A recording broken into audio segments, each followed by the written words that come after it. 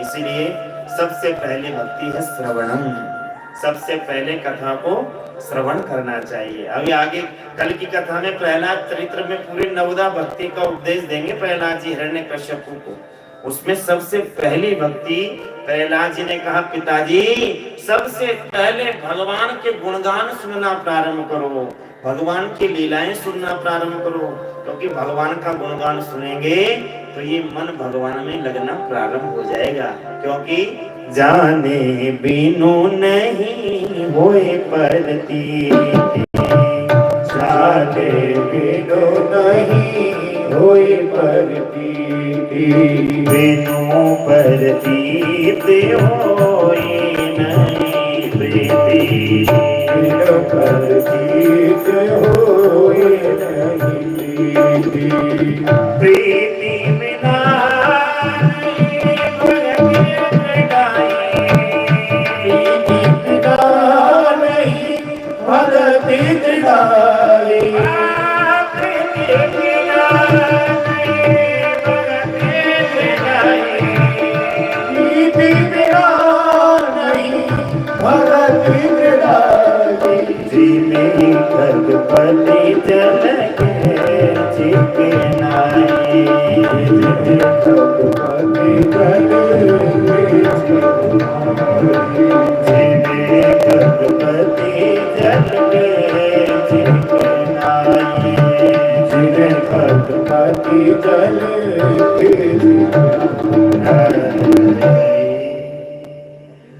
जाने बिनु नहीं होए परतीति। जब तक हम भगवान के बारे में जानेंगे ही नहीं तो भगवान में प्रीति होगी कैसे? जब तक हम भगवान बद्री नारायण जी की महिमा जानेंगे नहीं तो हमारा मन लगेगा कैसे? जब कल कथा में आपने सुना कि भगवान का सुबह मंगला में और शयन में निर्वाण दर्शन होता है तो सबके मन में जागृति थी ना? किस किसने किया निर्वाण दर्शन कल? बिना वस्त्रों वाला पूरा विग्रह पद्मासन में बैठा हुआ, हमने भी किया। कल हम भी सुबह भी निर्वाण दर्शन हुआ और सायंकाल तो ठाकुर जी ने ऐसी कृपा की कि वहां ऐसी सेवा मिल गई, कह दिया महाराज अब आप ही लाइन को आगे बढ़ाते रहो। आधा घंटा तक वहीं खड़े खड़े लोगों को बढ़ाते रहे और पूरा ठाकुर जी का निर्वाण दर्शन, श्रृंगार उतरता हुआ, पूरा ऐसा दिव्य दर्शन हुआ। तो दर्शन का महत्व जब पता लगा तो जागृति हो गई कि हमें निर्वाण दर्शन करने पता ही नहीं होता तो फिर जैसे सब दर्शन कर रहे हैं वैसे हम भी करते रहते। इसलिए भगवान के बारे में जब हम श्रवण करते हैं, जब हम उनके बारे में जानते हैं तो हमारा मन उसमें लगने लग जाता है। ऐसे ही नारद कुंड की भी बड़ी महिमा है, तप्त कुंड की भी बड़ी महिमा है। नारद कुंड में तो जब मुगल काल आया तो आतताइयों से रक्षा करने के लिए भगवान बद्री नारायण को यहाँ नारद कुंड में छुपाया गया। कई हजारों वर्षों तक भगवान बद्रीनाथ नारायण कुंड में ही सुरक्षित रहे। फिर जब भगवान आदि शंकराचार्य जी का प्राकट्य हुआ और आदि शंकराचार्य जी को जब स्वप्न में भगवान बद्री नारायण ने दर्शन दिए तब यहाँ पर मार्ग भी ठीक नहीं था, रास्ते भी नहीं थे।